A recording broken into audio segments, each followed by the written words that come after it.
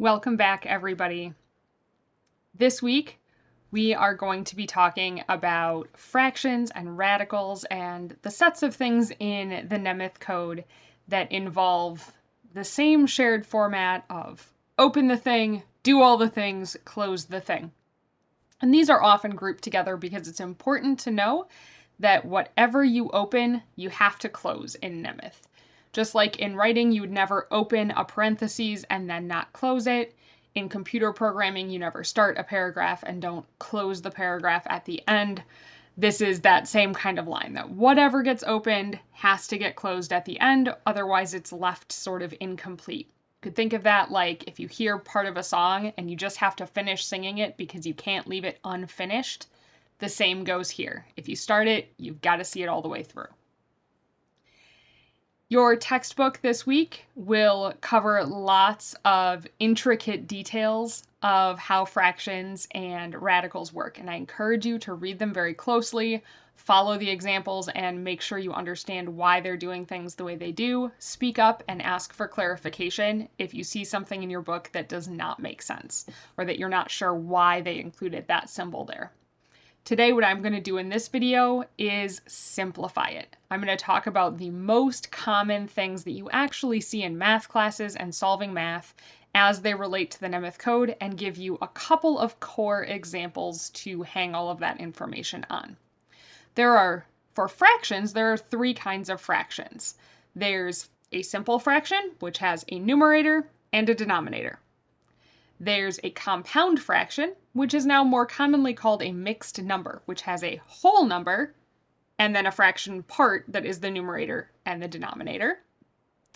And then there are complex fractions, and a complex fraction just means any fraction that also has fractions inside the numerator or fraction inside the denominator. So it has fractions inside of other fractions. They're nested in Braille so that each of those fractions happens within the structure of the bigger fraction. And big fractions in Nemeth are really logical. You make the fraction refer to the big fraction that the little fractions are part of by making those fraction indicators or that fraction line big with a capital indicator, just like when you called things little letters and big letters when you first learned them. Kind of related to fractions is the idea of radicals. Radicals include square roots. That's the most common or the default form of a radical. You could have other roots too, though, like a third root, a cubed root, or even a fifth root of something. That front check mark is called the radical sign, and the top is the vinculum, just like the bar over a repeated number is a vinculum. Again, a word that I know so that I can talk about these parts of the diagram and how they are in print, but I don't think anyone actually uses those words in print. Radical can also refer to the whole equation. And generally, you're going to see these most common as square roots, but they could also be other roots. If the root is a level other than square, that little number gets written at the front kind of before and above the radical checkmark. That number is called the index of the radical. So you might have a cubed root or some other index as well. In Nemeth, that opener and that terminator establish where that line across the top is drawn. And that's really important because in some examples, you might not know where the vinculum terminates. I have an example here, which is the square root of a plus b. And both of my examples here at the bottom are the square root of a plus b. One of them is the square root of a plus b, where a and b are added together and then you take the square root of that result. The other one is the square root of a plus the whole number b. So in that case, you would take the square root of a first and then add b to the result. Very different answers, as often is the case in math, and the only thing that differentiates those problems visually is how long that line across the top is drawn. So after the last thing that line crosses in Braille is where we put the terminator for the square root. And that makes it really clear whether we're talking about that first picture or the second picture. You'll notice that the equations are color-coded here, and that's done on purpose. So on the next page, which I think is a useful handout, especially for sighted learners getting their mind around math that they've always seen written spatially, how you would write that in a linear format. The colors help you to kind of connect what in the print is being connected to what in the Braille. And we'll go through those piece by piece. So our first example is just a standard fraction, right? A simple fraction. For this example, I used 1/3. And so everything in this fraction is just part of the simple fraction. See if I can get a laser pointer to show it things. Does this one let me do that?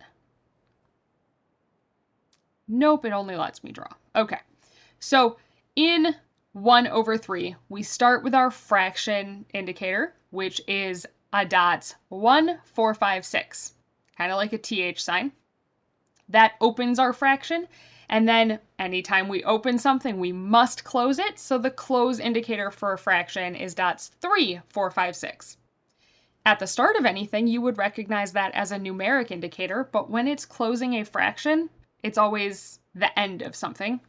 And you're always already in numeric mode because the fraction opener, 1, 4, 5, 6, starts numeric mode. That means you won't need any numeric indicators after that for the rest of the fraction until you get to a space or a punctuation sign that would stop it.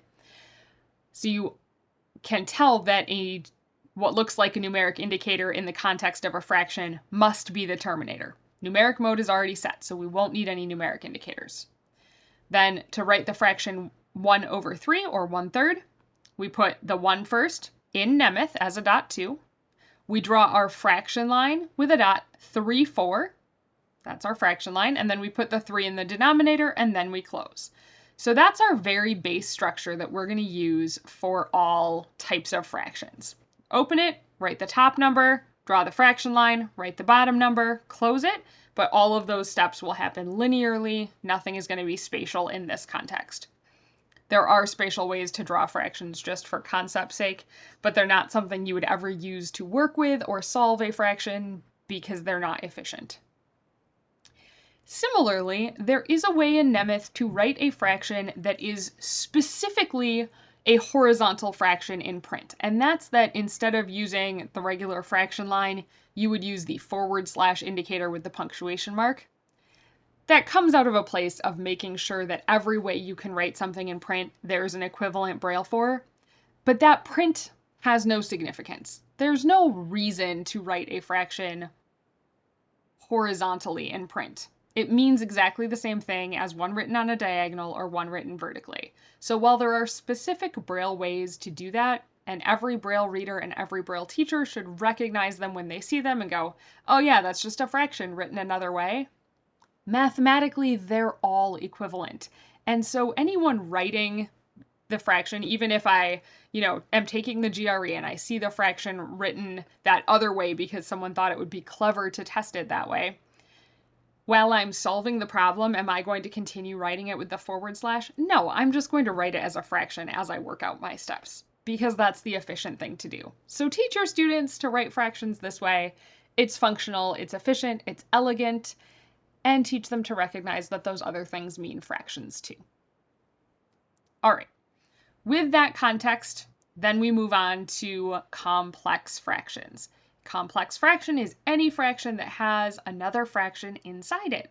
That other fraction could be in the numerator, could be in the denominator, or it could be in both. So for my first complex fraction, I'm going to put 1/3 in the numerator and add 6 as the denominator. So it's just got one fraction in it.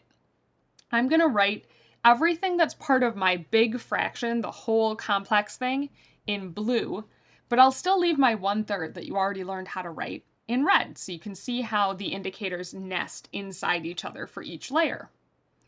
I open my big fraction with the capital fraction sign.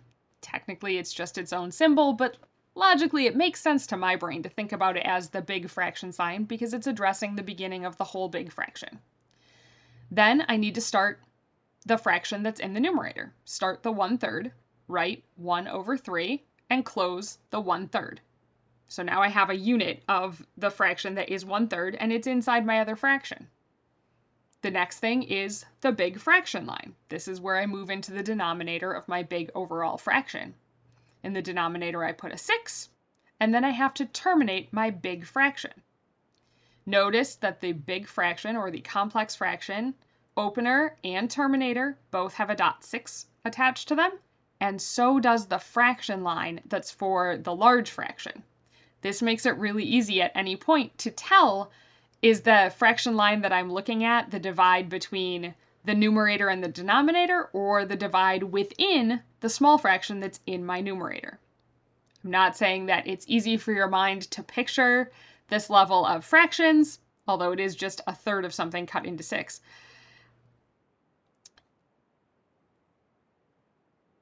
Or more accurately, a sixth of something cut into thirds. Okay, maybe it is complicated to picture visually.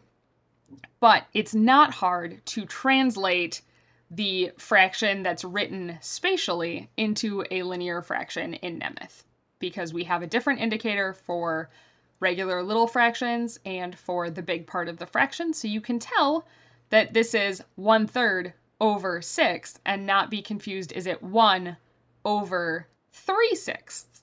That's the clarity that these openers and closing and the different indicators for big and small give us. They give us the clarity to know that it's 1/3 over 6 and not 1 over 3/6.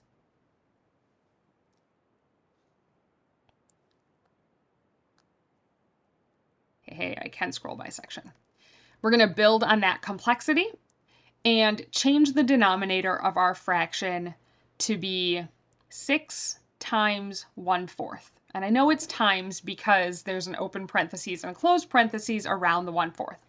If I were going to read this out loud, I might read it as 1 over 3 all over 6 open paren 1 over 4 closed paren. And that particular style of reading is from something called math speak, which Dr. Abraham Nemeth also had his hand in creating. Math speak was a standardized way of reading math problems out loud so that blind people knew what the print said. It's fantastic. It's super useful.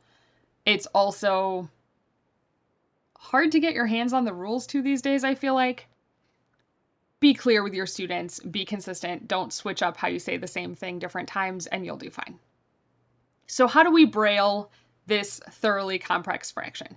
It has a fraction in the numerator, it has a fraction inside of an equation in the denominator. Can we Braille it? Yes, we can. Start by opening our big fraction, say, hey, there's a mess of fraction coming, pay attention. Then open your small fraction in the numerator, 1 over 3, close that fraction.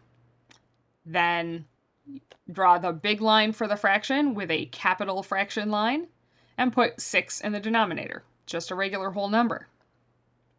Open your parentheses with a Nemeth parenthesis. Open the little fraction inside those parentheses, 1 over 4, close that fraction, then close the parentheses because the parentheses is outside the fraction, then close the whole fraction. So in total, we open the fraction at the very beginning, divide the numerator and the denominator in the middle, and close the big fraction at the very end. We also had to open and close the fraction that was in the numerator, and open and close the fraction in the denominator at the appropriate places. We didn't have to do anything to the parentheses to make them multi-line parentheses. We really only do that for matrices. So our fraction gets all written out and all of the parts are there.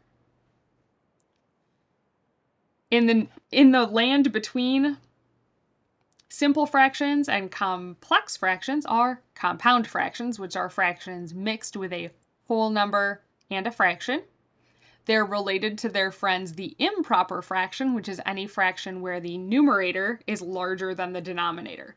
Often students will have assignments where they are converting improper fractions into mixed numbers like this, or compound fractions like this, so that they can get used to the idea that when there's too many in the top, that's really just a whole one of the thing out on the side.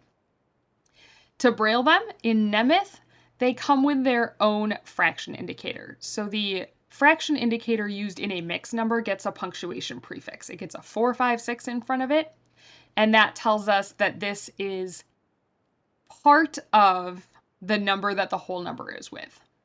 And it matters that it's part of, because 2 and 1/3 is a very different number than 2 times 1/3. We want to be clear that this is not two numbers written next to each other and multiplied together. This is part of that number. And that does mean that you, as the writer, need to have a little context and understand what you're writing.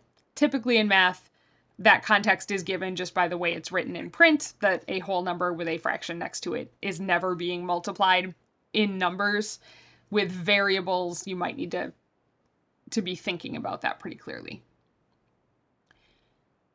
So my whole number is 2, my fraction is 1/3. I would read that as 2 and 1/3. We say the and there like we say and when we read a decimal point in both math and in math speak, because the 1/3 really is what comes after the decimal point. That's really logically how it works. So I Braille my number 2. Note that I need a numeric indicator here if I'm following a space of any kind, because nothing has set numeric mode yet. The fraction indicator would have set it, but it's not the first thing. So I do have to start with a numeric indicator for my whole number. Then my mixed number fraction indicator or my compound fraction indicator for the 1/3. The fraction line in 1/3 is not different. It does not have a special indicator in front of it because it's really just a simple fraction at this point. And then when I terminate, my terminator has to match my opener, because whatever you open, you have to close, and we mean that you have to close exactly that thing. So it will have the 456 prefix again when it closes. Okay, that's fractions. That's all the ways fractions can be. A couple of clarifying points. Complex only refers to fractions that have other fractions in them. Nothing else makes them complex. So if the numerator has variables in it, still simple. If the numerator has a plus sign in it, still simple. If it has any other sign of operation in it, like a square to the power of, still simple. Once you open that numerator, you put whatever equation is in the numerator, write it all right there, and put the fraction line after it. You know how much of what's written is on the fraction line because there was a definitive start, and then there's the definitive fraction line. Put all the things that are in the denominator after the fraction line, and then terminate it, and we'll know that all of those things were in the denominator. So as long as you start your fraction before your fraction starts and end it before it ends, nothing other than fractions is really going to change that. It's just if there's more fractions in there, you need these extra indicators so that you can tell that one of them is inside the other one. But you can put plus signs and minus signs and times, and you can square things, and you can put a square root in a numerator, no problem. The only thing that makes it complex is other fractions. Remember that because the fraction indicator sets numeric mode, it's also setting grade 1 mode, so you shouldn't need any English letter indicators or anything crazy in there either. Should just be pretty simple to write an equation inside of a fraction. All right, so then a little bit on roots, the radicals. My first example is the root of a plus b, where I'm talking about a plus b all being inside of that root. We start with our square root radical indicator. The radical is .345. Then I put all of the things that are inside underneath that vinculum. And when I'm done with the line across the top, that's where I put my terminator, which is the ER group sign, or dots 1, 2, 4, 5, 6. Having that beginning and end tells me that everything is inside. If instead my vinculum only went over the A, then I'd terminate it right after the A, and my plus B would come after that. I would know they're not part of the square root. I grouped that together with the cubed root example here so that it would fit on all one page for you in case you wanted a quick reference sheet. And also because I think the color coding lets you see multiple things at once. So if you're going to put an index, a number in front of the root, if it's something other than 2, or even if the 2 is specified in print for a square root, we start with a GH sign or .126 in front to show the number I'm about to write goes with that radical that's coming. So I put my GH sign, I write my number 3, It sets the numeric mode because it's an opener, so it's not going to require any numeric indicators anywhere after this. I put my 3, then I do the root symbol again. I can write my A right inside it and terminate it because that one's ending right there. And then my plus B would happen after that. And because the terminator already happened, I know the square root line does not continue across, but that it's done right there. So there's my quick tutorial on all of the different ways that radicals and fractions can be complex, succinctly down to a one-page handout that you can look at for a lot of examples. Remember that you can put equations, meaning they can have signs of operation, including powers within them. You can certainly put roots within fractions or fractions within roots. Just make sure that the order you open things in and the order you close things in nest so that the bigger thing is on the outside on both times and the smaller thing is on the inside both times. We don't ever want there to be a case where you open the little fraction first and then open the big fraction to do the numerator, or that you close the big fraction and then try and close the little fraction. We can't have overlapping groupings one past the other. We need each group to be inside the next group. So, and that's what I mean when I say nested, that the whole group is inside the bigger group is inside the bigger group. Like Russian nesting dolls, right? We can't have an overlap where some of a small one is outside of some of a big one. That doesn't work. All right, I hope that helps you have a framework to hang the new information on this week. It is not every possible case, it's just a core example of all of the common cases. These are the things you're going to use most in the profession, I'm sure, but be attentive this week as you look at your textbook and look at your assignments and look for other subtle nuances that might surprise you or might help you clarify that understanding. Certainly reach out to me if you have any questions or come across anything that you're not sure about. I'm happy to go over individual details with anyone who'd like. Until next week, happy brailing!